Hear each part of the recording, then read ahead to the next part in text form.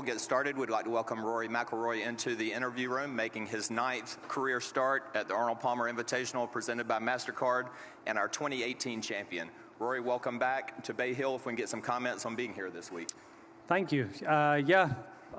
Great to be back. Nice to, not that I don't enjoy the West Coast, but it's nice to be back on the East Coast and get back to some, sort of familiar greens. I felt like I played pretty well from tee to green at Phoenix and LA, but just really couldn't get anything going on the greens. So nice to get back to some familiar Bermuda over the next few weeks. And it took me a while to play this tournament at the start of my career, but then once I did play, I don't think I've missed a year since. So really enjoy it here. Enjoy the golf course, enjoy the challenge that it provides, and looking forward to the week. Okay, we'll jump right into questions. Let's go Jeff, and then Edgar. Or Ed, yeah, go ahead. Go ahead, Edgar. Yeah, hey, Rory. A couple things. One, you've been in a lot of kind of battles for number one ranking before. How's this one differ? And what do you think of just the whole back and forth kind of that you, John, and Scotty might have this season? Yeah, look, as much as it's really nice to be ranked number one, winning golf tournaments, playing well, it sort of takes care of all of that stuff. So I think it's really exciting. If I was, purely a fan of the game and I see what's going on, especially at the top, I think it's a pretty cool thing. I'm not, the run that Rambo's been on has been phenomenal. Obviously, what Scotty did last year. I've had a nice little run over the last sort of 12 months. So, but like everyone knows, there's so much parity in our game right now that any given week, any given tournament, someone can pop up and sort of put their hand up and claim to be one of the best players in the world. So I'm just happy to be in that conversation, and I just need to keep my head down and keep playing well. Yeah, the golf course has been a brute in recent years, and you even commented after the third round maybe yesterday about the setup. How do you think it looks having played it today? Yeah, so the greens already have some firmness to them, which is really good. I mean, I don't mind that at all. The rest of the golf course, I would say, is still sort of soft. But looking at the weather this week, it has the potential. To get a little firmer, especially with the wind that's forecast on Friday. But I don't see it have the potential of sort of what it was like the last couple of years on the weekend, where it felt a little like pinball-y in a way. It feels like a really good shot will hold. You'll be able to hold the fairways a little bit more, just things like that. So course setup looks great right now, and I mean, as I said, I think this year compared to previous years, the fairways are just a touch softer than they have been leading into the tournament, which leads me to believe that it mightn't be as penal. Not as penal, it'll still be penal because the rough's thick, but I just feel like good shots will hopefully get rewarded a little more. All right, let's go Jeff and then Michael. Rory, saw Brad Faxon down at the Chubb and was asking about working with you with the putting, which really excites him. What's been the best byproduct of that for you? Honestly, I think the friendship that Fax and I have developed over the last number of years is probably the best byproduct of it, regardless of if putts go in the hole or if they don't. But, and obviously an added benefit is the fact that I've become a much more consistent putter over the last 5 years that I've worked with Fax. And the one thing with Fax is it frees me up. He allows me not to be perfect. There's been a lot of times where I felt like I've needed to do everything perfect for a putt to go in the hole. And he sort of allowed me that freedom to think like, it doesn't have to be perfect. Your intent has to be really good, and you have to do the right things. But he sort of lets me be me. He coaches people to where they need to go. He doesn't believe in sort of a set way of teaching, and I really appreciate that as well. And as you start this build up to Augusta, it's 5 weeks from tomorrow. We'll all be at Augusta. What's the significance or importance of going in there with a lot of confidence in your putting? Oh, I mean, if you can go in there with seeing putts go in the hole and seeing putts go in the hole the correct way. So, leading up to Augusta, a lot of your work on the greens will be more to do with speed. Dropping the ball in on high side of the hole, trying to make these big breaking putts. There's a lot of like little fun games that we play. We both don't like to call them drills because that seems like work, and golf is certainly not work. So, play these little fun games on the putting green, trying to hole putts like above a coin and below a coin and varying the speed of the way the ball goes in the hole, and just sort of seeing that, because that's the sort of stuff you need to do at Augusta, and just getting more comfortable with that. All right, let's go Michael and then over to Kathy. Rory, do you feel like there could be even more team play on the PGA Tour? There's limited play now. We have a President's Cup every year and a Ryder Cup every year. Obviously, Zurich do their thing in New Orleans. At the end of the day, I think golf is an individual pursuit. I think these team events that are, biannual or annual or whatever it is, I think that's enough for the game. All right, we'll go to Kathy, and then we'll move over to Mark, and then Bob. How did you do in yesterday's event down at Seminole? We finished second. We had a chance, but the air came out of the balloon on 13, where we both made bogey. Who beat you? Brendan Todd and Jim Davis, I think, was his partner. A good day, I guess? What's that? A good day, I guess? A great day, yeah. Any day at Seminole is a good day. All right, over here, Mark, and then Bob. Hey, Rory. I'm just curious what your reaction is to this latest PGA Tour scheduling change coming up in 24, and as a follow, is there a concern at all with, the quote-unquote non-stars or rank-and-file guys in terms of not as many opportunities to play and maybe, leaving them on the outside looking in? So I love it, right? Obviously, I've been a part of it and been in a ton of discussions. I think it makes the tour more competitive. I think we were going that way anyway. You think of the playoffs used to be 125, 70, 30, and obviously this year they've went 70, 50, 30. So I think, I'm all about rewarding good play. I'm certainly not about, I want to give everyone a fair shake at this, which I think this structure has done. There's ways to play into it. There's, it's trying to get the top guys versus the hot guys, right? I think that creates a really compelling product, but a way that you don't have to wait an entire year for your good play to then get the opportunity. That opportunity presents itself straight away. You play well for 2 or 3 weeks, you're in a designated event. Then if you keep playing well, you stay in them.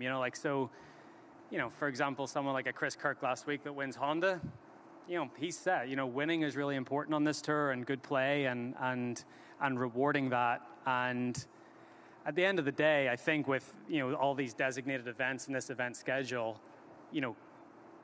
at the end of the day, we're selling a product to people, and the more clarity they have on that product and knowing what they're buying is really important. It's really important for the tour, and I think this solves for that. What's your take, just as a follow, on the no cut thing? That's kind of a very it's moving from quite a bit of tradition to the game. We've always had no cut events on this tour. If you think of 4 WGCs, you've got the 3 playoff events, you've got the CJ Cup, the Zozo. So there's precedent there for no cut events. So it's not, the only reason no cuts are not a big deal is because Liv's come along. So there is precedent for no-cut events. There's been no-cut events since I've been a member of the tour, and way beyond that as well. So, yeah, is there maybe going to be a few more of them? Maybe. That's still TBD, by the way. That's not been decided yet. But if we do go down that path, there's precedent there to argue for no-cut events, and it keeps the stars there for 4 days. You ask MasterCard or whoever it is to pay $20 million for a golf event, they want to see the stars at the weekend, and they want to guarantee that the stars are there. So, if that's what needs to happen, then that's what happens. All right, let's go to Bob and then over to Andrew. Hey, Rory, over here. I wanted to follow on that. You just sort of answered it, like it's not all been decided exactly. But do you know, Are you looking at all of the designated events that we have this year going to no-cut, shorter fields, or maybe would some of them retain, or are those the things that still need to be decided? TBD. Obviously the majors and the Players' Championship are going to remain cut events. That's not going to change. And then it's what we do with what's decided with the rest of the events, right? You look at this event, you look at the Memorial, you look at Tiger's event in LA. They've got a ton of history behind them. So is there an argument to say that because of that historical context, we try to keep a cut in those events? Maybe. Like, who knows? Again, that's all to be decided. But again, I will say there's precedent for no cut events on this tour. And also, do you see the prize money going up, or are we locked in sort of for a little while with these numbers, 20 million at these big events? So, I think everyone knows that the majority of the money that comes into the tour is from the media rights deal that the tour negotiated back in 2020. And, the next negotiations coming up aren't that far away. We're into 24 next year. By 2028, there'll be some negotiations starting again. So I feel like what we're doing puts us in a way better position for the next media rights cycle coming up at the end of the 2020s. So that, again, whoever is bidding on them, and obviously the media landscape is changing drastically at the minute, so whether that's NBC, CBS, whoever, or whether it's Apple TV or YouTube or Amazon or whoever it is, that we're in the best possible position to get a better media rights deal so that the prize money goes up again. So, that's where the majority of the money comes from. Okay, let's go right here, Andrew on the aisle, and then to the back. What was your process getting into the new TaylorMade driver? I think you switched after the first round. Right here. At the Genesis? Yeah. So I'm just curious about why you switched mid-event. I was sick of Tiger out driving me. Partly to do with that. So I played the event in Phoenix and noticed that my spin numbers on my driver were a little low. So then I went to LA and put my driver up at click and loft. But I'm so particular about face angle when it comes to drivers that when I went up at click and loft, obviously I can see a little more face. It looks a little further left to me.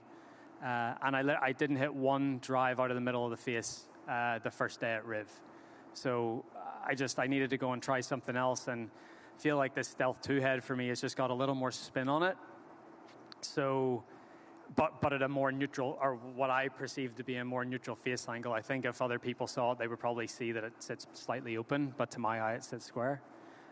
So to me, it was all about face angle. And then, as you said, I hit balls on Thursday night at Riv, started middling that, and started to get way more consistent spin numbers, sort of where in the range that I like. And then I just went with it from there, and I actually felt like I drove it pretty good for the final 3 days at Riv, and it's been pretty good in practice over the past week. Okay, we're going to take a few more. Let's go far back on the right, and then we'll move to Edgar and Jeff. Hey, Rory. As a native of Rochester, New York, and a former member of Oak Hill Country Club, I'd like to get your thoughts on this year's PGA Championship. Current member of Oak Hill. I know. I'm looking forward to it. I think Andrew Green's done a really good job. I think the renovation has hopefully restored the East Course back to its former glory, I would say.